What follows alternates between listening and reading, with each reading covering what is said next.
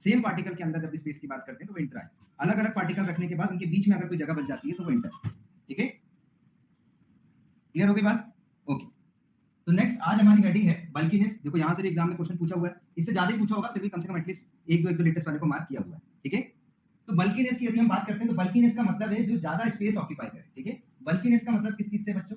Bulkiness का मतलब है जो ज्यादा स्पेस ऑक्यूपाई करे या जो ज्यादा वॉल्यूम ऑक्यूपाई करे, उसको हम क्या बोलेंगे? बल्कीनेस। ठीक है, अगर आपके पास कोई दो चीजें रखी हुई हैं और उन दोनों चीजों का अगर हम देखते हैं कि किसने कितना स्पेस ऑक्यूपाई किया हुआ, तो जो ज्यादा स्पेस ऑक्यूपाई करेगा, ठीक है, उसको हम क्या बोल देंगे? बल्कीनेस। मान लो आपने 1 केजी आयरन भी रखा है, 1 केजी कॉटन भी रखा है, रुई भी रखा है, तो कॉटन जो है वो ज्यादा स्पेस ऑक्यूपाई कर लेगा, तो कॉटन क्या हो जाएगा? बल्कि ये ज्यादा जगह घेरने वाला है। तो बल्कीनेस मतलब जो चीज ज्यादा स्पेस ऑक्यूपाई करती है उसको हम क्या बोलते हैं? बल्कीनेस। तो सीधे समझ के रखना, बल्कीनेस का सीधा सीधा मतलब किससे है? बल्कीनेस का मतलब किससे है बच्चों? वॉल्यूम से। जिसका वॉल्यूम ज्यादा, ठीक है ना, उसका बल्कीनेस भी ज्यादा। ठीक है, अगर आपके पास सेम क्वांटिटी में कोई चीज है, एक ज्यादा जगह घेर रही है, एक कम जगह स्पेस ऑक्यूपाई कर, जिसका वॉल्यूम ज्यादा उसका बल्कीनेस ज्यादा है। ठीक है, और सबको पता था वॉल्यूम और डेंसिटी अपोजिट होते हैं। ठीक है, वॉल्यूम और डेंसिटी का रिलेशन कैसा होता है?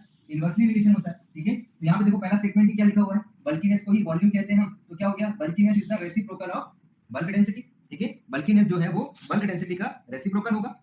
ठीक है, बल्क किसी भी चीज को, मान लो मैंने कहा ना, आप दो मटेरियल ले लो, एक एक ग्राम के दो मटेरियल ले लो। ठीक है ना, अब मान लो ये लोहे का वाट है, ये इतना स्पेस ऑक्यूपाई कर रहा है 1 ग्राम का, ये कॉटन है, इसने इतना स्पेस ऑक्यूपाई कर लिया 1 ग्राम में, तो हमने कहा भाई ये ज्यादा बल्कि है, ज्यादा स्पेस ऑक्यूपाई कर रहा है। ठीक है ना, तो जो ज्यादा स्पेस ऑक्यूपाई करता है उसको हम कहते हैं बल्कीनेस। ठीक है, बल्कि जिसका साइज या स्पेस या वॉल्यूम ज्यादा होगा उसको बल्कीनेस बोलेंगे। ठीक है, तो सेम वेट, दोनों मटेरियल का वेट सेम है, लेकिन एक बल्की है, ठीक है, और एक डेंस है। डेंस मतलब घना है, जो पास पास में है, जिसके वॉल्यूम, जिसके पार्टिकल पास पास में। रेसिप्रोकल का क्या मतलब होता है? रेसिप्रोकल का मतलब होता है किसी चीज को 1 अपॉन करके लिख दिया जाए। ठीक है, किसी भी चीज को, जैसे वॉल्यूम डेंसिटी, तो अगर मैंने किसी चीज को नीचे लिखा, ये रेसिप्रोकल हो गया। वॉल्यूम को बढ़ाऊंगा तो डेंसिटी कम होगी, तो जहां पे इनवर्स रिलेशन चलता है उसी को क्या बोलते हैं? रेसिप्रोकल। ठीक है, अगला पॉइंट क्या कहता है कि bulkiness increases with decrease in particle size. आप जितना पार्टिकल साइज कम करते जाओगे, ठीक है, पार्टिकल साइज अगर आप कम करते जाओगे तो आपको पता है सरफेस एरिया इंक्रीज होता जाएगा, उसका वॉल्यूम ज्यादा जगह लेगा। बेस्ट एग्जांपल क्या है? कभी अगर आप फ्लोर में जाते हो, आटे की चक्की में जाते हो, आप गेहूं को जितने बड़े कंटेनर में लेके जाते हो, जब आटा लेकर के आते हो तो उससे ज्यादा एरिया ऑक्यूपाई करता है। क्यों ऑक्यूपाई करता है? Due to the bulkiness. गेहूं पिसने के बाद उसकी बल्कीनेस क्या हो जाती है? बढ़ जाती है। ठीक है, ऑब्वियसली आयरन डेंस होगा, उसमें तो कोई कंफ्यूजन वाली बात ही नहीं। तो देखो दूसरा स्टेटमेंट क्या बोल रहा है? Bulkiness increase with decrease in particle size. तो आपने गेहूं लेकर के गए थे, जब पिसा के लेके आए तो उसमें ज्यादा जगह घेर ली, तो पार्टिकल साइज डिक्रीज हुआ, तो bulkiness increase with decrease in particle size. ठीक है, चलो अगले पॉइंट पर चलते हैं। क्या बोल रहा है? In a mixture of material of different size. अगर अलग अलग साइज का आपके पास एक छोटा पार्टिकल है, एक बड़ा पार्टिकल है, छोटा पार्टिकल है, एक बड़ा पार्टिकल है, तो जो स्मॉलर पार्टिकल होते हैं वो बड़े पार्टिकल के बीच में आकर के फिल हो जाते हैं, और अगर वो बड़े पार्टिकल के बीच में आकर के फिल होते जाएंगे तो उनके बीच में वाइड या जो वॉल्यूम है वो कम होता जाएगा, तो बल्कीनेस क्या होती है? रिड्यूस होती है। ठीक है ना, तो मैंने कहा था इसका मतलब तो किससे है? वॉल्यूम से है। जहां पर जितना एक्स्ट्रा वॉल्यूम ऑक्यूपाई होगा बल्कीनेस उतनी ज्यादा होगी, जहां पर पार्टिकल, और अगर आप पास पास करते जाओगे तो बल्कीनेस कम हो जाएगी। उसने वही कहा, पहले ये बड़े बड़े पार्टिकल थे, ये दूर दूर थे, अब आपने इनके बीच में छोटे छोटे पार्टिकल भर दिए, तो इनके बीच में जो स्पेस था, जो वाइड था, जो वॉल्यूम था, वो वॉल्यूम क्या हो गया? खत्म हो गया। तो अगर वॉल्यूम खत्म करते जाओगे तो बल्कीनेस कम होता जाएगा। तो ये ध्यान रखना कि अगर एक लार्ज पार्टिकल है और उसमें स्मॉल पार्टिकल को अगर आप मिक्स कर देते हो तो उनके बीच में जो वाइड है, जो खाली जगह है, वो कम होती जाएगी, मतलब बल्कीनेस भी कम होती जाएगी। ठीक है सर, ड्राई प्रॉपर्टी कौन से यूनिट का है सर? ड्राई प्रॉपर्टी की कोई यूनिट नहीं होती, जैसे डेंसिटी है ग्राम पर सेंटीमीटर क्यूब होगी, ठीक है ना, लेकिन अगर रिलेटिव डेंसिटी तो कोई भी यूनिट नहीं होती। ठीक है, चलो अगले पॉइंट पर चलते हैं। अगला पॉइंट है हमारे पास बल्कीनेस के बाद, दैट इज पोरोसिटी। पोरोसिटी का मतलब खाली जगह से होता है। ठीक है ना, चलो तो दो दो चीजें आपको यहाँ पर देखने के लिए मिलेगी बच्चों। एक वर्ड देखने के लिए मिलेगा पोरोसिटी, और एक वर्ड आपको देखने के लिए मिलेगा वाइड। ठीक है, दो वर्ड देखने के लिए मिलेगा, एक पोरोसिटी देखने के लिए मिलेगा और एक वाइड देखने के लिए मिलेगा। वाइड मतलब क्या होता है? खाली जगह। पोरोसिटी मतलब कितना परसेंट खाली जगह है। ठीक है ना, समझते हैं, दोनों को एक करके समझते हैं। तो अगर हमारे पास, हमने क्या बोला,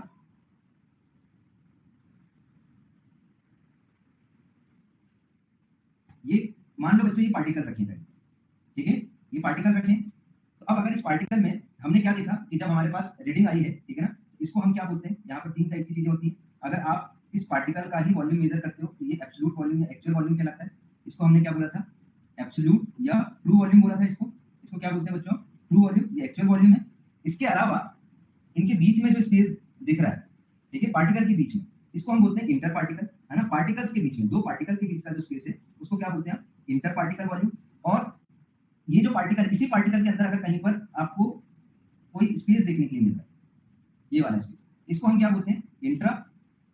ठीक है, और इन सबको मिला देते हैं तो क्या हो जाता है? बल्क। तो यहाँ पर अगर आपको मैं बोलूं कि अब मुझे बताओ टोटल खाली स्पेस कितना है, तो आप बोलोगे टोटल में से अगर मैं पार्टिकल को माइनस कर दूं, ठीक है ना, तो true volume intra plus inter, ये क्या होता है?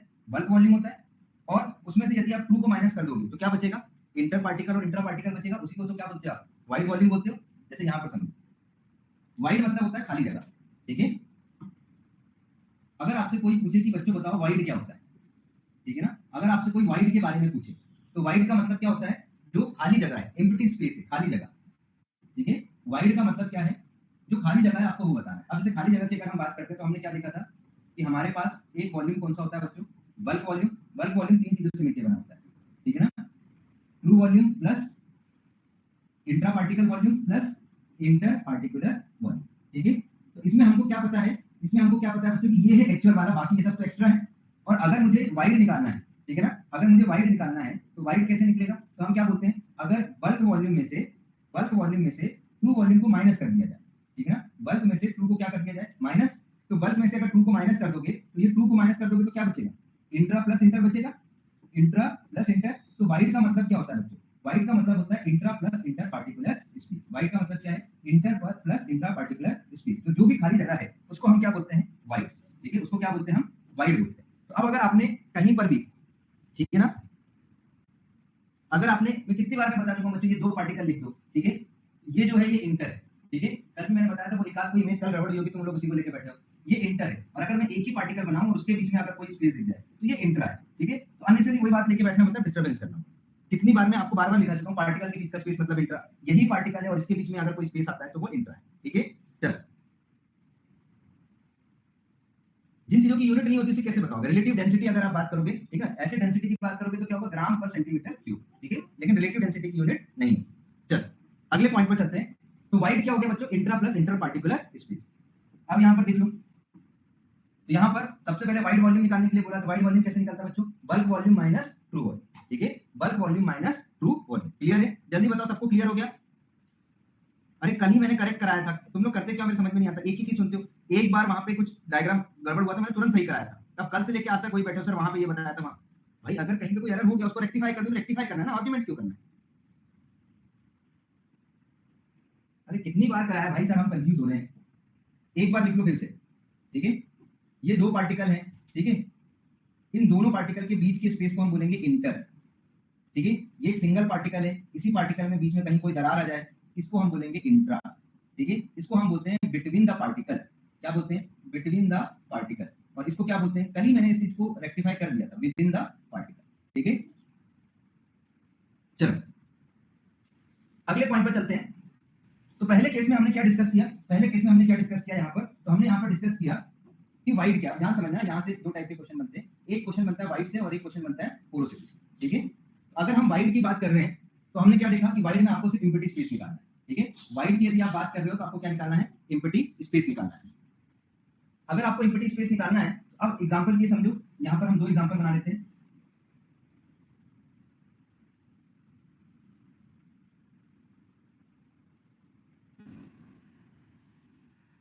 चलो, तो हमने मान लो ये एक कॉलम बनाया और इस कॉलम के अंदर हमने पार्टिकल भर दिए।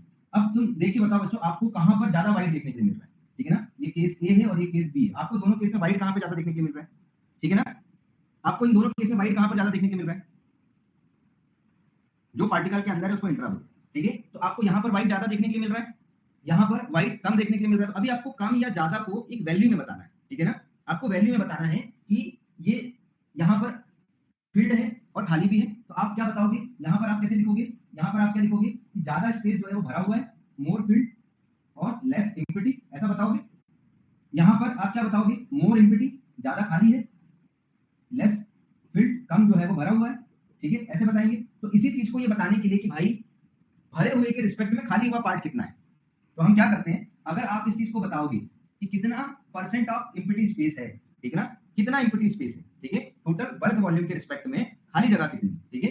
तो आप क्या करोगे, bulk volume minus true volume, यही था आपका वाइड, यहाँ से वाइड निकल गया। अब ये बोल रहा है ये वाइड बल्क के रिस्पेक्ट में कितना है, ठीक है ना। तो अगर आपने इसका परसेंट निकाल लिया, ठीक है, जैसे मान लेते हैं कि हमने इसका बल्क वॉल्यूम निकाला, मतलब बल्क वॉल्यूम तो क्या होगा, पार्टिकल के बीच का स्पेस भी आएगा, पार्टिकल का स्पेस भी आएगा, इंट्रा होगा, तो सब कुछ आएगा, ठीक है। तो आपने क्या किया, बल्क वॉल्यूम निकाल लिया, फिर उसके बाद आपने ट्रू वॉल्यूम भी निकाल लिया। मान लो बल्क वॉल्यूम आया आपके पास, मान लेते हैं बल्क वॉल्यूम आया आपके पास 100, ट्रू वॉल्यूम आपके पास आया 60, तो क्या हो जाएगा ये 100 माइनस 60 डिवाइडेड बाय 100, मतलब अगर आप इसको सॉल्व करोगे तो तो 40/100, और यदि आप इसका परसेंट निकालोगे तो कितना हो जाएगा बच्चों, 40%। ठीक है, तो परसेंटेज ऑफ पोरोसिटी यदि आप निकालते हो, ठीक है, परसेंटेज ऑफ पोरोसिटी यदि आप निकालते हो तो ये कितना निकलेगा आपके पास, दैट इज 40% है इसके अंदर खाली जगह और 60% इसके अंदर भरी जगह। ठीक है, तो आपको यही बताना है कि कितने परसेंट जगह इसके अंदर भरी है या खाली है। तो अगर आप खाली जगह बता रहे हो कि कितने परसेंट स्पेस खाली है, पहले तो आपने सिर्फ इतना बताया था कितना स्पेस खाली है। ठीक है, तो बल्क वॉल्यूम आपने सिर्फ कितना बताया था, 100 माइनस 60 आपने किया, तो आपने बताया कि 100 ml लिखा, 60 ml लिखा, तो आपने बताया 40 ml जो स्पेस है वो खाली स्पेस।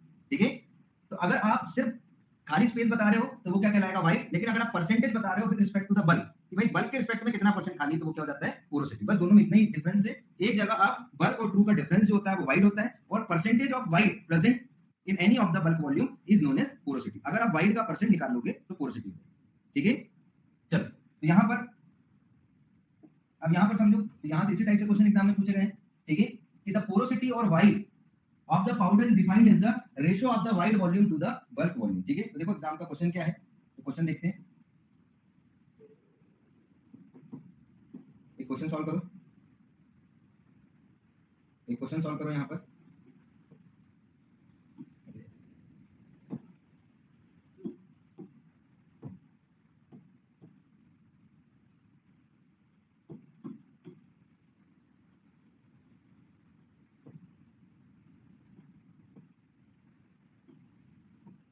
चलिए यही सॉल्व,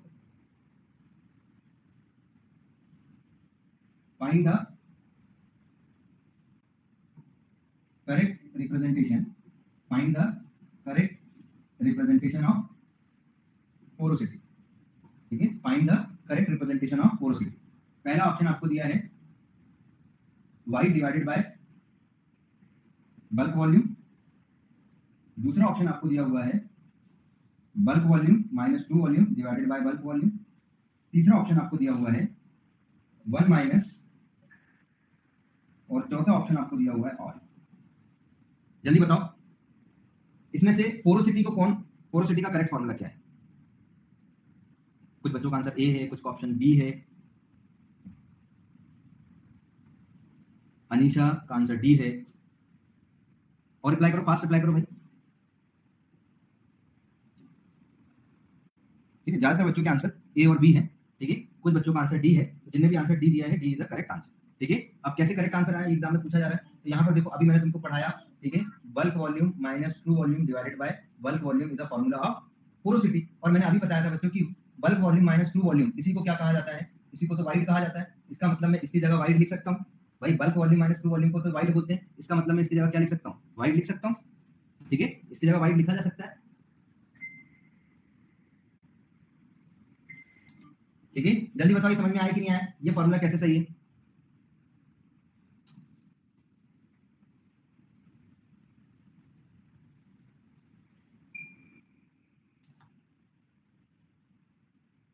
आगे बात समझ में, चलो ये वाला सही है, ये वाला सही है। अगर दो ऑप्शन सही है तो वैसे भी और आप आंसर चला जाएगा, फिर भी ये समझ लो ये कैसे आ गया। तो मैथ्स कहती है कि किसी भी चीज को आप ऐसे भी लिख सकते हैं, वीबी माइनस वीबी वीटी बाय वीबी, ऐसा आप लिख सकते हो। इससे ये कैंसिल हो गया, यहाँ पे क्या बचेगा 1 माइनस वीटी बाय वी। ठीक है, ये तीनों ही फॉर्मूले क्या है पोरोसिटी के लिए करेक्ट है। ठीक है, ये तीनों ही फॉर्मूले क्या हो जाएंगे, करेक्ट हो जाएंगे। ठीक है, void is equal to bulk volume minus true volume, तो बल्क वॉल्यूम और ट्रू वॉल्यूम की जगह आप वाइड लिख सकते हो। ऐसे ही इस फॉर्मूले को आप इस तरीके से भी लिख सकते हो। ठीक है, और अगर मैं परसेंटेज पोरोसिटी पूछता तो आप यहाँ पर भी परसेंटेज कंसीडर कर सकते हो। ठीक है, चल अगले पॉइंट पर चलते हैं। तो पोरोसिटी आपसे पूछी गई, तो पोरोसिटी आपको पता होना चाहिए। तो क्या पूछा था, द पोरोसिटी और void of the powder is defined as the ratio of porosity को कैसे डिफाइन करते हैं, और वाइड मत करो यहाँ पे, है ना, तो कंफ्यूज हो गए, क्योंकि एक साथ दोनों को बताने के लिए वहां पे लिख दिया, आप तो सिर्फ इतना पढ़ो। ठीक है, तो the porosity of the powder is defined as the ratio of void volume to the bulk volume. तो अगर आपने void divided by bulk volume लिख दिया तो इसी को हम क्या बोलते हैं, पोरोसिटी। ठीक है ना, और वाइड की जगह क्या लिख सकते हो, bulk volume minus true volume लिख सकते हो। ठीक है, क्योंकि ये रिलेटिव क्वांटिटी है, क्योंकि ये रिलेटिव टर्म्स है। ठीक है, ऊपर भी वॉल्यूम है नीचे भी वॉल्यूम है। ठीक है, दोनों जगह वॉल्यूम लिख रहे हो, तो अगर कहीं पर दोनों जगह वॉल्यूम है तो यूनिट से यूनिट कैंसिल हो जाएगी। तो हम क्या बोलेंगे बच्चों, porosity is a dimensionless quantity. ये भी एग्जाम में पूछा हुआ है, ये भी एग्जाम में पूछा हुआ, देखो दो बार पूछा, एक बार यहाँ से क्वेश्चन पूछ लिया। ठीक है, okay. Higher the porosity faster the dissolution, जितनी पोरोसिटी होगी उसके अंदर कोई भी चीज बड़े आसानी से क्या कर सकता है, पेनिट्रेट कर सकता है। ठीक है, कोई भी चीज आसानी से पेनिट्रेट कर सकता है, तो जहां पे पेनिट्रेशन ज्यादा होगा वहां पे डिसोल्यूशन ज्यादा होगा। हम क्या गलतियां कर सकते हैं, इसीलिए मैं आपको यहाँ पे बार बार समझाता हूँ कि आपको यही सीखना है कि पढ़ते कैसे। ठीक है, आपको इमेजिनेशन पावर बढ़ाना है। ऐसा नहीं है ना कि किताब में किसी किताब में एक पर्टिकुलर फॉर्मूला लिखा होगा, किसी में दूसरी लिखा होगा, या तो आप इतनी किताबें पढ़ते रहो या आपको लॉजिकली सोचना होगा कि देखो इसी चीज को इतने तरीके से लिखा जाता है। बस यही इतनी चीजों के लिए टीचर की जरूरत है कि टीचर ने आपको एक बार सारी चीजों को इलेबोरेट करके दे दिया। अब आप यहाँ से सीधे क्वेश्चन प्रैक्टिस कर सकते हैं, सीधे पढ़ सकते हैं, ठीक है। अगर ज्यादा किताबें नहीं भी पढ़ पाए तो कोई दिक्कत नहीं, ठीक है ना। ओके चलो, परसेंट, हाँ बिल्कुल, परसेंट में तो 0.4 आ रहा है या 40% आ रहा है, बात देखिए, ठीक है। तो आप इसको परसेंट में भी कैलकुलेट कर सकते हैं। ओके, अगले पॉइंट पर चलते हैं कि जब कभी किसी भी सॉलिड को अरेंज किया जाता है, रखा जाता है, ठीक है ना, तो हम कहते हैं कि जो पार्टिकल है, ठीक है ना, उसके अरेंजमेंट पे भी डिसाइड करता है कि वो कितना उसका पोरोसिटी होगा या कितना होगा। जैसे मान लो कोई पार्टिकल है, ठीक है, ये एक पार्टिकल है, इनको एक के ऊपर एक रखा गया सपोज, ठीक है। और दूसरा केस देखो, यहां पर जो पार्टिकल है वो इस तरीके से रखे जा रहे हैं अल्टरनेट पोजीशन में, ठीक है, अल्टरनेट पोजीशन में। तो हम देखते हैं कि जब एग्जैक्टली ऐसे रखे जाते हैं तब इनके बीच में, यहाँ पर तुम देख रहे हो ये जो वाइड स्पेस है ये ज्यादा बचता है, ठीक है, देख रहे हो ये स्पेस कुछ ऐसा दिख रहा है। और जब इस तरीके से रखे जाते हैं तो स्पेस आपको ऐसा दिख रहा होगा। तो इस केस में आप देख रहे हो कि इस अरेंजमेंट में यहाँ पर स्पेस कम बचता है, मतलब इस वाले केस में अगर आप वाइड चेक करोगे तो कम हो रही है, इस वाले केस में अगर आप वाइड चेक करोगे तो ज्यादा हो रही है। This is known as packing arrangement, कि अगर कहीं पर सॉलिड का अरेंजमेंट जो है वो अगर हम अलग अलग करते हैं तो on the basis of arrangement porosity जो है वो चेंज हो सकती है, ठीक है। तो पोरोसिटी को कौन अफेक्ट कर सकता है, तो पोरोसिटी को एक चीज क्या अफेक्ट करती है, पैकिंग अरेंजमेंट। अच्छा एक क्वेश्चन ले लो, फिर चलते हैं। Which of the following is dimensionless quantity, ठीक है, वॉल्यूम, डेंसिटी, ट्रू डेंसिटी और पोरोसिटी, ठीक है। तो डेंसिटी को मैंने बताया ग्राम पर सेंटीमीटर क्यूब यूनिट लिख सकते हो, लेकिन क्योंकि पोरोसिटी के केस में इसकी तो आप ml या लीटर लिख सकते हो, डेंसिटी की क्या लिख सकते हो, ग्राम पर सेंटीमीटर क्यूब, ग्राम पर सेंटीमीटर क्यूब। क्यों लिखा ऐसा, क्योंकि डेंसिटी का फॉर्मूला क्या होता है, मास अपॉन वॉल्यूम, ठीक है, और वॉल्यूम को हम क्या लिख सकते हैं, सेंटीमीटर क्यूब। पोरोसिटी जो है वो डायमेंशनलेस होगी। The ratio of the void volume to the bulk volume of the packing of the powder is called, ठीक है। इस रेशियो को क्या बोलेंगे हम, the ratio of void volume to bulk volume, ठीक है। Void volume to bulk volume क्या बोलोगे, जल्दी रिप्लाई करो। The correct answer is porosity. Void volume to bulk volume को क्या बोलेंगे हम, पोरोसिटी, ठीक है। ये गेट का क्वेश्चन है, गेट में पूछा गया था, ठीक है। अल्टीमेटली ये गेट जीपेट कुछ नहीं था, पहले तो एक ही नाम था गेट, बाद में अननेसेसरी इसको जीपेट नाम दे दिया गया, ठीक है। अदरवाइज एक कॉमन नेम से कोई कंफ्यूजन नहीं होता था, वो ज्यादा अच्छा था। Which of the following statement is not true regarding bulkiness, ठीक है। तो बल्कीनेस के लिए क्या चीज जो है वो नॉट ट्रू पूछी गई, इसमें से कौन सी चीज है जो ट्रू नहीं, ठीक है, कौन सी चीज है जो ट्रू नहीं है वो आपसे पूछी गई है। तो क्वेश्चन में क्या दिया गया है, the reciprocal of bulk density is bulkiness, ठीक है। तो हमको पहले पता है बल्कीनेस का मतलब वॉल्यूम होता है, तो वो रेसिप्रोकल होगा डेंसिटी का। दूसरा क्या दिया है, bulkier substance will required container larger than required for less bulky substance, तो जो ज्यादा बल्की सब्सटेंस होगा उसको बड़ा कंटेनर चाहिए होगा। Smaller particle shift between the larger one and increases bulkiness, ठीक है। इस पे सोचो, bulkiness increases with decreases in particle size, ठीक है। तो जल्दी बताओ इसमें से कौन सा स्टेटमेंट ट्रू नहीं है, ठीक है ना, कौन सा स्टेटमेंट ट्रू नहीं है, ठीक है। तो आपको देखना है कौन सा स्टेटमेंट ट्रू नहीं है, तो ट्रू वाले पे टिक कर लेते हैं। तो reciprocal of bulk density is bulkiness, बिल्कुल सही बात है कि जो बल्कीनेस है वो डेंसिटी का उल्टा होता है। Bulkier substance will require contain, तो जो ज्यादा बल्की होगा, ठीक है ना, उसको ज्यादा बड़ा कंटेनर चाहिए होगा। Smaller particle shift between the larger one, smaller particle shift होगा तो उनके बीच का वाइड और वॉल्यूम कम होने लगेगा, ठीक है ना। तो बल्कीनेस क्या होगी, कम होगी, इसने क्या लिखा है, इंक्रीज होगी, ये तो गलत हो गया। बल्कीनेस इंक्रीज है, फिर डिक्रीज इन पार्टिकल साइज। अभी हमने एग्जांपल लिया था किसका, गेहूं और आटे का एग्जांपल लिया था, क्योंकि whenever you will process particle size increase और बल्कीनेस क्या होगी, इंक्रीज होगी। ये हमारा स्टेटमेंट भी सही है, तो कौन सा स्टेटमेंट गलत है, तो उसने पूछा नॉट ट्रू। अगर आपसे नॉट ट्रू के बारे में बात कर रहा है तो यहाँ पर कौन सा स्टेटमेंट गलत है, सी वाला, that's why your answer will be the C, ठीक है। बी कैसे हो सकता है, ठीक है, चलो देख लिया सभी ने, चेक कर लिया, सी कैसे हुआ, ओके फिर से समझो।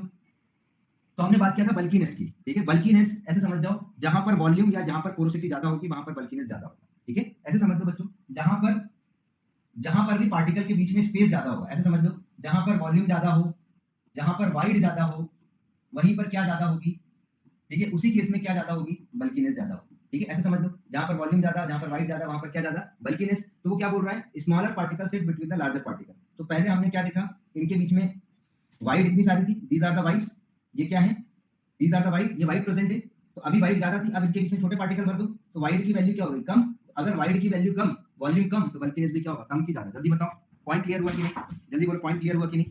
अगर हमने वाइड को कम कर दिया है तो बल्कीनेस भी क्या होगा, प्रोग्रेसिवली कम हो जाएगा, ठीक है। बात समझ पा रहे हो, चलो तो अगले पॉइंट पर चलते हैं, अगले पॉइंट पर चलते हैं, चलो अगले पॉइंट पर चलते हैं यहाँ पर हम। तो अगले पॉइंट पे क्या दिया है कि what will be the effect of the arrangement of particle. Particle का जो अरेंजमेंट है, ठीक है, वो अरेंजमेंट पोरोसिटी को कैसे अफेक्ट कर सकता है, ठीक है। What will be the arrangement of particle, how can it will affect the porosity of the powder, ठीक है। डी भी रॉन्ग है, डी रॉन्ग नहीं है, कैसे रॉन्ग हो गया भाई, ठीक है। अभी चीजें देख लो, bulkiness increase with decrease in particle size, ठीक है। इसके लिए तो मैंने बेस्ट एग्जांपल दिया था, ठीक है। अगर मैं किसी मटेरियल का पार्टिकल साइज डिक्रीज कर रहा हूं, ठीक है, तो एग्जांपल देखो, आप आटे की चक्की पे जाओ, गेहूं लेकर के जाओ, आपने पार्टिकल साइज को रिड्यूस किया, तो वो क्या करेगा, एरिया बढ़ा लेगा, ज्यादा बड़ा एरिया ले लिया, ज्यादा बड़ा वॉल्यूम ऑक्यूपाई कर लिया, ठीक है। क्लियर हो गई बात। तो अगर आप पार्टिकल साइज कम करोगे, तो पार्टिकल साइज जैसे आपने कम किया, पहले उसके अंदर क्या थे, पार्टिकल पास में थे, आपने ब्रेक कर दिया तो उसके पार्टिकल क्या हो गए, दूर दूर हो गए, तो ऑब्वियसली बल्कीनेस क्या हो गई, इंक्रीज हो गई, ठीक है। रेसिप्रोकल का मतलब तो उल्टा होता है, हाँ बिल्कुल उल्टा होता है भाई, बल्कीनेस इज द वॉल्यूम, ठीक है। तुम लोग मेरे समझ में नहीं आता है, आंख कान खुले क्यों नहीं रखते हो, ठीक है। बल्कीनेस का मतलब क्या होता है, इसीलिए ज्यादा बैच मार्क्स करने में बड़ी दिक्कत होती है। बल्कीनेस का मतलब क्या होता है, volume, and volume is reciprocal of density, सही तो बोल रहा था, reciprocal of bulk density is the bulkiness, तो वॉल्यूम और डेंसिटी एक दूसरे के रेसिप्रोकल होते हैं, ठीक है। सेम चीज तो लिखा हुआ है। किसका डाउट था, शिखर का डाउट था भाई, क्यों डाउट आया, डेंसिटी और वॉल्यूम इज रेसिप्रोकल है, ठीक है। चलो ध्यान से सुनो, अगर आप ध्यान से नहीं सुनोगे तो ऐसे कैसे चलेगा बच्चों, ठीक है।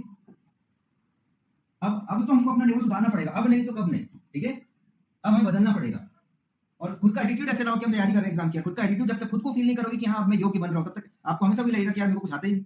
कुछ नहीं आने से प्रॉब्लम नहीं, लेकिन हर दिन कुछ ना कुछ सीखना बहुत जरूरी है, ठीक है। ओके, तो पैकिंग अरेंजमेंट की अगर हम बात करते हैं, तो हमने क्या देखा कि अगर कोई पार्टिकल है, ठीक है ना, अभी मैंने जस्ट अरेंज करके दिखाया था तुमको, ठीक है। यहाँ पे डायग्राम, यहाँ पे बना देता हूँ मैं, जस्ट हमने अभी डायग्राम बना के देखा था कि अगर पार्टिकल ये बना हुआ है, एक के ऊपर एक अरेंज कर दो, एक के ऊपर एक यदि पार्टिकल को अरेंज कर दे रहे हो आप, तो यहाँ पर आप देख रहे हो जो पैकिंग अरेंजमेंट दिख रहा है वो क्यूबिकल शेप में दिख रहा है, दिख रहा है ना, ऐसा क्यूब लाइक शेप दिख रहा है, ठीक है। तो क्यूबिकल शेप में देखने को मिल रहा है, क्यूबिक पैकिंग देखने को मिल रही है। जब आपने लूजली एक के ऊपर एक अरेंज किया है, तो इसके केस में जो पोरोसिटी का परसेंट है वो कितना आएगा, 48% आएगा। लेकिन अगर आपने इस टाइप से अरेंज किया हुआ है, इस टाइप से अरेंज किया हुआ है, तो अगर आप इस टाइप से अरेंज करते हो, तो पोरोसिटी का जो परसेंट है, जो परसेंटेज ऑफ पोरोसिटी है वो कितना होगा, 26% होगा, ठीक है। परसेंटेज ऑफ पोरोसिटी कितना देखने को मिल रहा है आपको, इट इज 26%, ठीक है। ये दोनों वैल्यूज याद रखना है, दोनों वैल्यू इंपॉर्टेंट है आपके लिए, ठीक है। कि क्लोज पैकिंग को नाम भी याद रखना है, क्लोज पैकिंग को क्या बोलते हैं बच्चों, रोम्बोहेड्रल पैकिंग। तो ये जो अरेंजमेंट आप देख रहे हो ये कैसा है, रोम्बोहेड्रल, और ये जो अरेंजमेंट देख रहे हो ये क्यूबिकल, हम ऐसा बनाते हैं ना क्यूब, तो वही क्यूब जो है वो एक डायरेक्शन में आपको दिखाई दे रहा है, this is a cubical arrangement. और ये क्यूबिकल अरेंजमेंट कितना है, 48%, ठीक है। तो क्यूबिकल अरेंजमेंट याद रखना कितना होगा, 48%, और रोम्बोहेड्रल पैकिंग अरेंजमेंट कितना होगा, 26%। तो या तो आपसे ये पूछेगा क्लोजिंग क्या होता है, तो याद रखना क्लोज वाला रोम्बोहेड्रल होगा, और लूज वाला क्या होगा, क्यूबिक पैकिंग होगा, ठीक है। चलो, तो ऐसे याद रख लेना, ठीक है। कि अगर आप रूम को क्लोज करके रखोगे, ठीक है ना, अगर आप रूम को क्लोज करके रखोगे और उसके अंदर एसी चलाओगे, तो टेम्परेचर कितना मेंटेन रखेगा, ठीक है ना, रूम क्लोज, रूम का टेम्परेचर कितना मेंटेन रहेगा, 26 डिग्री रहेगा, ठीक है। क्लियर हो गई। ऐसे लूज पैकिंग की अगर हम बात करते हैं, तो क्यूबिक है, ये लगभग कितना होगा, 48% होगा। अगर आप किसी पार्टिकल को वेरी क्लोजली, बहुत पास भी लाते हैं, तो हम कहते हैं कि भाई लेस देन 30% से नहीं कर पाओ, ठीक है ना। तो अगर बहुत क्लोज भी कर दिया, तो कब बोलोगे बहुत क्लोज है, जब उसका पोरोसिटी का वैल्यू कितने से कम हो जाएगा, 30% से कम हो जाएगा। When you say your particle are very close to each other, जब उसकी पोरोसिटी की वैल्यू कितने से कम हो जाए, 30 से, ठीक है ना। चलो अभी मैं लेता हूँ जिस बच्चे का भी डाउट आया। फिर हम बात करते हैं एग्रीगेशन और फ्लक्चुएशन। तो उसमें क्या होता है, एग्रीगेशन फ्लक्चुएशन में पार्टिकल बहुत दूर दूर होते हैं, लेकिन वॉन डेर वाल फोर्स की वजह से अट्रैक्ट होकर के साथ में रहते हैं। तो उस केस में यहाँ पर जो पोरोसिटी की वैल्यू आएगी वो कितनी आएगी, मोर देन 50%। इसका मतलब आपसे कोई पूछे कि फ्लक्चुएटेड सस्पेंशन में पोरोसिटी कितनी आएगी, तो आंसर क्या होगा, मोर देन 50%, ठीक है ना। ठीक है, पोरोसिटी 26% अमाउंट तो होगा भाई। अगर हम बात कर रहे हैं, ठीक है ना, कि कोई चीज में 100% में कितना होगा,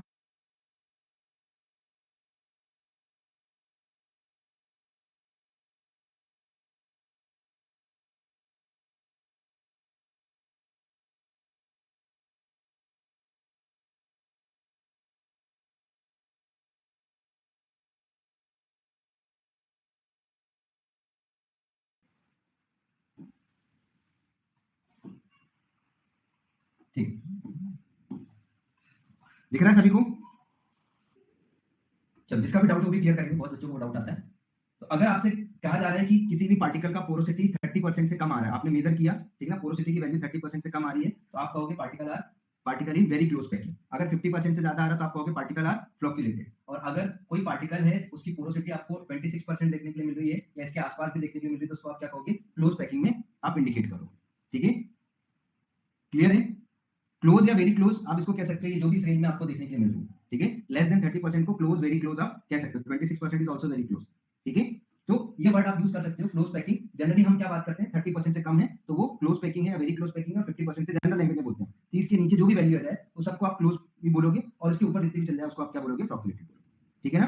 तो वेरी क्लोज या क्लोज करके नहीं आएगा, या तो वेरी क्लोज लिखा होगा या क्लोज लिखा होगा, ठीक है, दोनों वर्ड नहीं लिखे होंगे। चलो, अब जिस बच्चे का डाउट था कि साइज कम करने पे पोरोसिटी कैसे बढ़ रही है, तो ये भी समझ लो एक बार जल्दी से, ठीक है। ये हमेशा भी डाउट है, और ये आता ही है, इसलिए आता है क्योंकि हम चीजों को एज्यूम नहीं कर पाते, इसलिए आता है। ऐसे समझो, ये मान लो एक गेहूं का दाना है, इसके अंदर अभी पार्टिकल जो थे वो बहुत पास पास में थे, ठीक है, इसके अंदर पार्टिकल जो थे वो बहुत पास पास में थे।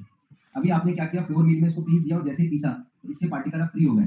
अब इसके पार्टिकल फ्री होकर दूर दूर जाने लगे, तो ऑब्वियसली है पहले इसके अंदर जो पार्टिकल थे तो उनका बहुत डेंस थे, यहाँ पर वाइड कम था, यहाँ पर वाइड कम था, इन्हें कम वॉल्यूम ऑक्यूपाई किया हुआ था। जैसे ही आपने पीस दिया तो वॉल्यूम बढ़ गया, वाइड बढ़ गया, तो अगर वाइड बढ़ गया तो बल्कीनेस भी बढ़ गया, ठीक है। क्लियर हो गई बात कि भाई साइज छोटा करने से बल्कीनेस क्यों बढ़ रही है, ठीक है, बात समझ में आई, ठीक है। अरे क्लोज या वेरी क्लोज जब भी बोलोगे अरेंजमेंट रोम्बोहेड्रली होगा, ठीक है। क्लियर हो गई बात। जब भी 30 से नीचे जब भी आप जाओगे वो क्लोज पैकिंग कहलाएगी, ठीक है। कई जगह वेरी क्लोज भी लिखा है, लेकिन 30 से नीचे यदि आप जा रहे हो तो they are known as close और वेरी क्लोज। और अगर आप 50% से ऊपर जा रहे हो तो उसको क्या बोलोगे, फ्लॉक्यूलेशन। और जनरली हम कहते हैं कि इन द रेंज ऑफ 48% के अगर आसपास आ रहा है तो उसको हम क्यूबिक पैकिंग का नाम देंगे, ठीक है,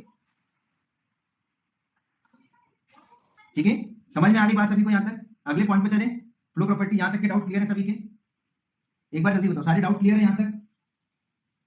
तो आपको याद रखना है, एक तो ये एक्सपेरिमेंटल वैल्यू है, ये दोनों वैल्यू डायरेक्ट याद रखना है, और दूसरा याद रखना है कि जो फ्लॉक्यूलेटेड सस्पेंशन या एग्रीगेशन की बात करेगा तो वो क्या होगा, generally greater than 50%। Okay, clear है सभी को। अगले पॉइंट पे चलते हैं, फ्लो प्रॉपर्टी, ठीक है। अगर हम ये फ्लो प्रॉपर्टी की स्टडी क्यों कर रहे हैं, अगर आपको टैबलेट फॉर्मुलेशन करना है तो हॉपर से जो भी मटेरियल है, जो भी एक्सिपिएंट्स है, वो डाई तक यूनिफॉर्मली फ्लो होना चाहिए, तभी जो आपका टैबलेट है यूनिफॉर्म वेट का टैबलेट पंच होगा और यूनिफॉर्म डोज जो है आपको बैच टू बैच मिलेगा, ठीक है ना। आपके प्रोडक्ट में बैच टू बैच वेरिएशन नहीं आएगा। तो यूनिफॉर्म बैच बनाने के लिए आपको क्या चाहिए होगी, फ्लो प्रॉपर्टी। तो जब भी हम बात करते हैं कि फ्लो प्रॉपर्टी का मतलब क्या है, flow ability of the powder flow through reactive. तो अगर वो आराम से फ्लो हो पा रहा है, that is known as flow property. It is influence mixing and demixing of the powder. The rate of flow is directly proportional to diameter raised to the third power, ठीक है। अब ये कैसे आया, क्या है, वो करके समझाता हूँ, ठीक है। अब फ्लो प्रॉपर्टी किस किस पर डिपेंड करती है, पार्टिकल साइज पर डिपेंड करती है, शेप पर डिपेंड करती है, और density of the bulk powder पर डिपेंड करती है, ठीक है। तो अब यहाँ पर एक एक करके समझते हैं कि अगर हमको किसी भी पाउडर का फ्लो यदि निकालना है, ठीक है, तो कैसे निकाल सकते हो आप। तो इसके लिए डिफरेंट डिफरेंट प्रोसेस है, ठीक है, और हर एक प्रोसेस में आपको कुछ मैथमेटिकल इक्वेशन देखने के लिए मिलेगी, ठीक है।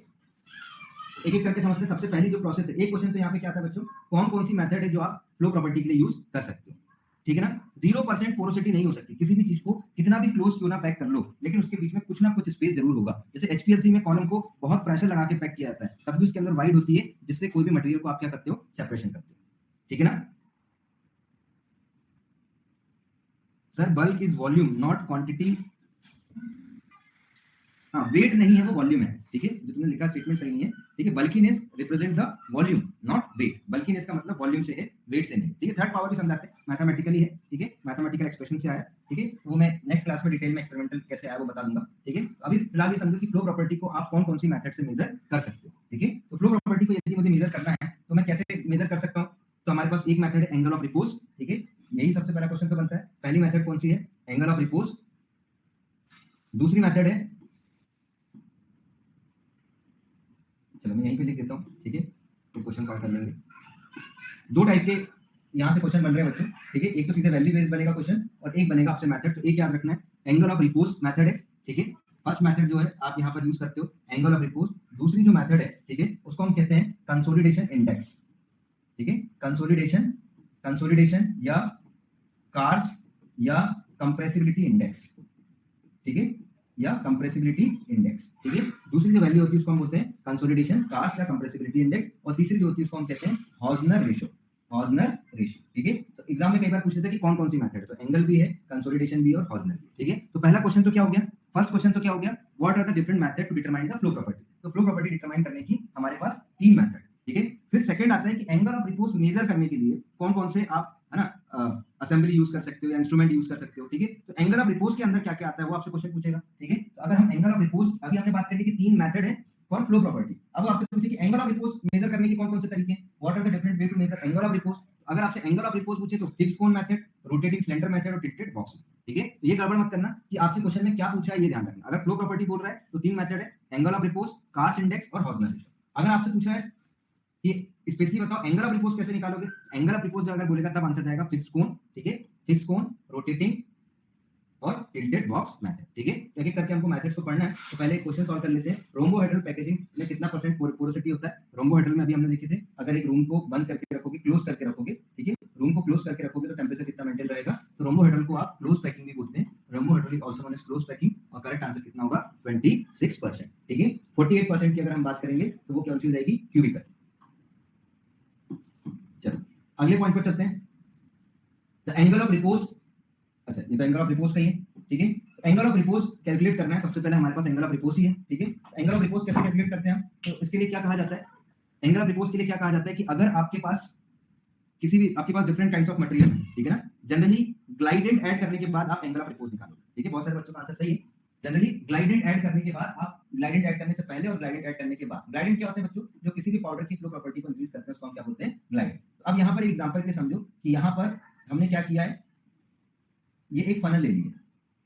ठीक है, क्या ले लिया हमने? फनल ले ली है, और हमने इस फनल से पाउडर को पास किया है। ठीक है, ये हमारे पास इसके अंदर पाउडर भरा हुआ है। तो यहाँ पे दो चीजें हो सकती है, या तो जब पाउडर पास होगा तो ये पाउडर कुछ इस तरीके से होगा, या तो ये पाउडर गिरने के बाद कुछ इस तरीके से। इसको हम कहते हैं पाउडर की जो, ठीक है ना, जो एग्रीगेट बना है, हीप बनी हुई। तो यहाँ पर आप देख रहे हो कि अगर हम इसका जो नीचे वाला पोर्शन है, इसका डायमीटर मेजर कर लें, ठीक है, और इसकी हाइट मेजर कर लें, तो यहाँ पर हम दो चीजें मेजर करते हैं। अगर मैं इसके डायमीटर को हाफ कर दूंगा तो ये हो जाएगा रेडियस, ये हो जाएगी हाइट, ये हो जाएगा रेडियस, ये हो जाएगी हाइट। ठीक है, तो फिर क्या करते हैं हम, यहाँ से हम टेन थीटा की वैल्यू निकालते हैं। तो टेन थीटा की अगर हम वैल्यू निकालते हैं तो यहाँ पर फॉर्मूला क्या होता है? H by R. Tan theta से अगर आप निकालोगे, ठीक है ना, तो जो भी परपेंडिकुलर होगा फिर ये वाला पोर्शन आएगा, that is height by radius. तो ये हो जाता है किसका फॉर्मूला? किसका फॉर्मूला हो जाता है? ये this is the formula of angle of repose.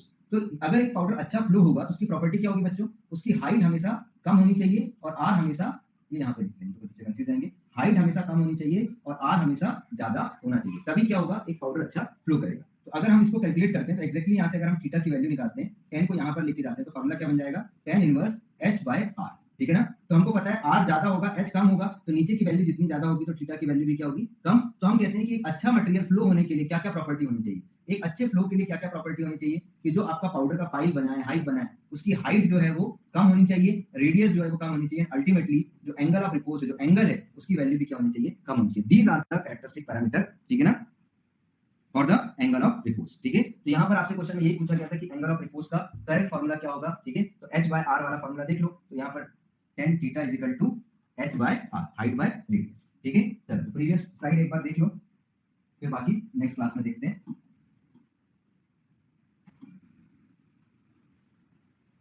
ठीक है, एंगल ऑफ रिपोज से और भी क्वेश्चंस है, एक बार इसकी स्लाइड देख लो, फिर नेक्स्ट क्लास में सॉल्व करेंगे तो सारे। ठीक है, ये जो भी क्वेश्चन मैं बोल रहा हूँ बच्चों, ठीक है, ये सब ऑलरेडी एग्जाम में पूछे हुए क्वेश्चन है। चलो, ये है आपका फिक्स कोन मेथड, जिसमें आप निकाल रहे हो tan theta is equal to H by R. ठीक है, अब एग्जाम में क्वेश्चन क्या पूछा था? Free flowing powder so a flatter cone and have smaller angle of repose. ठीक है, तो मैंने कहा ना थीटा की वैल्यू जितनी स्मॉल होगी उतना अच्छा होगा, तो आपसे यही क्वेश्चन एग्जाम में पूछा हुआ है। ठीक है ना, कि एंगल ऑफ रिपोज कैसा होना चाहिए? Smaller angle of repose. ठीक है, फ्लैट मतलब हाइट कम होनी चाहिए, एंगल ऑफ रिपोज एक्सीड 50। ठीक है, तो अभी आप वैल्यू याद करोगे। ठीक है, डिफरेंट, ये टेबल इंपॉर्टेंट है, नोट डाउन कर लो। ये आपको याद करना है कि what are the different angle of repose values, और इसका मतलब तो जितनी ज्यादा वैल्यू होगी उतना पुअर फ्लो प्रॉपर्टी होगी, जितनी कम वैल्यू होगी उतना अच्छा होगा। तो उसने बोला अगर 50 से ऊपर होते जा रही है, ठीक है ना, तो मतलब फ्लो प्रॉपर्टी जो है वो पुअर होते जा रही है। The powder flow is rarely acceptable for the pharmaceutical manufacturing purpose. क्योंकि क्या हो गया, ये वेरी पुअर हो गया। तो मोर देन 50 में फ्लो प्रॉपर्टी क्या हो गई? वेरी पुअर है। ठीक है ना, तो आप इसको यूज नहीं कर सकते, आपको ग्लाइडेंट या कुछ ऐड करके ही यूज करना होगा। ठीक है, और इसी को हम क्या बोलते हैं? Fix cone method. ठीक है, ध्यान रख सकते हो। हाँ, थर्ड पावर वाला पॉइंट अगली क्लास में फिर डिस्कस करते हैं। ठीक है ना, कि कैसे उसको हम मैथमेटिकली ड्राइव करें। ठीक है, हाँ, टेबल में कुछ वैल्यूज का शॉर्ट ऑफ वो हो सकता है, ठीक है, लेकिन आप एक रेंज अगर याद रखोगे तो इन बिटवीन आपका जो क्वेश्चन है वो सॉल्व हो जाएगा। ठीक है ना, आप कोई किसी को भी रेफर कर सकते हो, कोई प्रॉब्लम नहीं है। ठीक है, क्योंकि अलग अलग आप देखोगे एजेंसीज अलग अलग फॉलो करती हैं, लेकिन इन बिटवीन रेंज को आप फॉलो करके चलोगे तो प्रॉब्लम नहीं। ठीक है, तो वो ऐसे ही पूछेगा 50 से ऊपर हो रहा है तो क्या होगा, इस टाइप से। ठीक है, चलो 10 माइनस नहीं है, इसको 10 इनवर्स बोलते हैं। 10 की power -1 is known as 10 inverse. Fluff density is a bulk density. Bulk density को ही आप फ्लफ डेंसिटी का नाम दो। ठीक है ना, fluff density is known as bulk density. Tap density को कोरिलेट करोगे ट्रू डेंसिटी। ठीक है, फ्लफ डेंसिटी को कोरिलेट करना है तो किससे करोगे? बल्क डेंसिटी से। क्लियर है सभी का doubt? What is fluff density? Fluff density is another name of bulk density. अगर टाइम बचता है तो रीड करो, आपको पढ़ के समझ में आता है कि नहीं। ठीक है ना, porosity will be affected by reducing size. बिल्कुल, अभी तो बताया मैंने, गेहूं को पीसोगे तो पोरोसिटी बढ़ जाएगी, वाइट बढ़ जाएगा। ठीक है भाई, पहले पार्टिकल पास पास है ना, आपने दूर कर दिया तो जगह बढ़ गई, वाइट बढ़ गया उसके अंदर। ठीक है ना, तो पार्टिकल साइज रिड्यूस किया तो पोरोसिटी भी अफेक्ट हुई। डिस्पर्सिबिलिटी, अगर एक पार्टिकल स्फेरिकल शेप का तो डिस्पर्स ज्यादा होगा, ठीक है ना, फ्री फ्लोइंग है तो डिस्पर्सिबिलिटी ज्यादा होगी, फ्री फ्लोइंग नहीं तो डिस्पर्सिबिलिटी कम होगी। ठीक है, ओके, थैंक यू बच्चों, बाकी फिर नेक्स्ट में देखते हैं। रोम्बोहेड्रल क्यूबिकल, इसको स्क्वायर ना बोल के आप क्या बोलो, क्यूबिकल बोलो। ठीक है, हाँ, जिनका डाउट नहीं है लेफ्ट करते जाओ, जिनका डाउट है जल्दी जल्दी पूछो।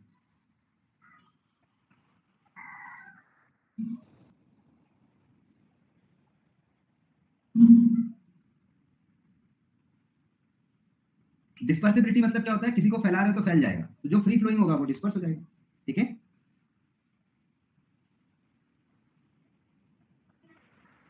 डिस्पर्सिबिलिटी आया नहीं, किसी का डाउट था तो मैंने क्लियर किया। ठीक है, ये टेबल नोट डाउन कर लो, या आपको जो भी दी हुई है कोई भी एक टेबल अच्छे से याद कर लो।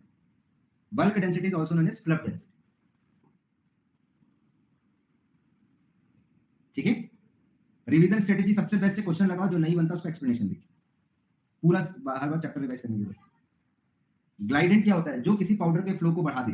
टैबलेट एक्सिपिएंट का एक एक्सिपिएंट होता है, लुब्रिकेंट जो फ्रैक्शन को कम कर दे, ग्लाइडेंट जो फ्लो को बढ़ा दे, जो फ्लो को बढ़ाता है दैट इज ग्लाइडेंट। ठीक है, तो फ्लो प्रॉपर्टी इंप्रूव करना है तो क्या डालना होगा, ग्लाइडेंट। ठीक है, क्लियर है, ओके, थैंक यू।